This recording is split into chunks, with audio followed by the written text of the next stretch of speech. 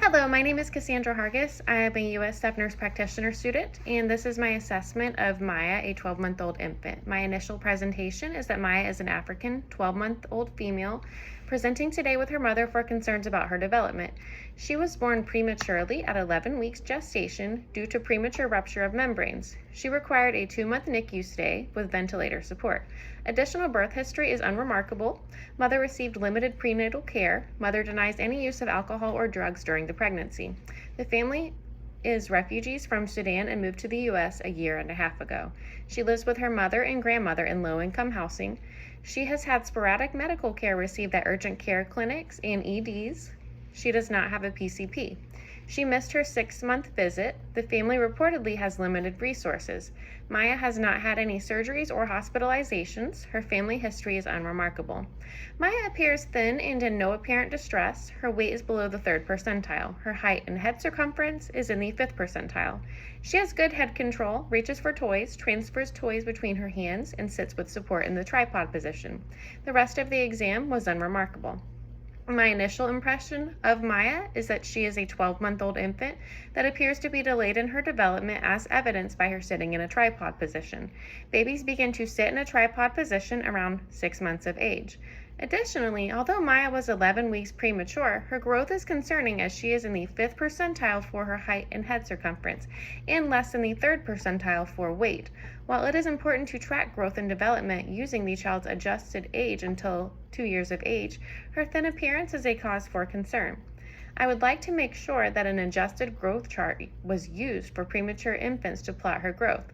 Furthermore, due to the family's limited resources, I would like to inquire about the availability of food and what the infant's mealtimes consist of. Also, I am concerned about her lack of consistent well visits. The child is reported to have sporadic medical care and does not have a primary care provider. Her last well visit was at age 4 months and she has missed her 6-month vaccines. I would like to inquire about what other well visits and vaccines Maya may have missed and develop a catch-up schedule for the missed vaccines that can still be given. Finding out what vaccines and well visits were missed is important to ensure that proper medical care is received, as Maya is at an increased risk for contraction of vaccine-preventable illnesses due to her prematurity. Maya's ASQ scores are as follows. She scored a 35 in communication, which is within normal limits. In gross motor, she scored a 5, which is below the cutoff. Further professional assessment is necessary. In fine motor, she scored a 30, which is below the cutoff. Further professional assessment is necessary. In problem solving, she scored a 35, which is close to the cutoff, so we will give additional resources and continue to monitor. Personal social, she scored a 40, which is within normal limits. Given Maya's history, her scores are interpreted as delayed in fine motor and gross motor skills. She requires further evaluation by a developmental professional as she is expected to meet the developmental milestones of a 9-month-old infant. Although Maya's mother mentioned on her ASQ that she is not crawling yet, this is not a complete cause for concern just yet, as most babies crawl between the ages of 9 to 12 months normally. With Maya's adjusted age, she should be expected to crawl between 12 to 15 months of age. As mentioned previously, it is important to track Maya's growth and development using an adjusted growth chart and adjusted developmental screening.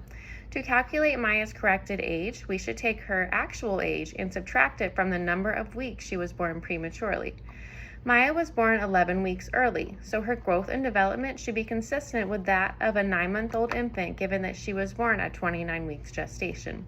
While most children will catch up in growth and development by 2 years of age, it is important to monitor Maya closely as she is at an increased risk for additional health issues and developmental delays. Furthermore, as she gets older, she may face additional physical challenges such as asthma or learning disabilities. Early intervention is key in identifying issues with Maya and providing her with the necessary resources to thrive, such as therapies and programs developed to meet her developmental needs, which will be important for Maya to have a successful future.